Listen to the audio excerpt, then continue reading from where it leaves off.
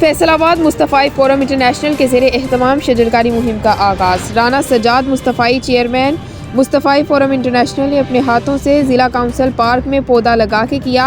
हमारे नुमाइंदा खुसूसी पाकिस्तान गुलाम दस्तगीर की तफसीलात के मुताबिक Rana Sajjad Mustafai chairman Mustafai forum international ने कहा कि मुस्तफ़ाई फोरम इंटरनेशनल आलूदगी के खात्मे के लिए अपनी जद्दोजहद करते रहेंगे। अपने शहर वतन को शजरकारी से सर सब्ज़ो शादाब बनाएंगे। इस मौके पर पाकिस्तान फलाह पार्टी के ज़िला सदर मलिक शेराज नईमवान और मुस्तफ़ाई खिदमतगार ने शजरकारी में हिस्सा लिया और वतन की सलामती, अमन, सर सब्ज़ो शादाब बनाने के लिए दुआ की।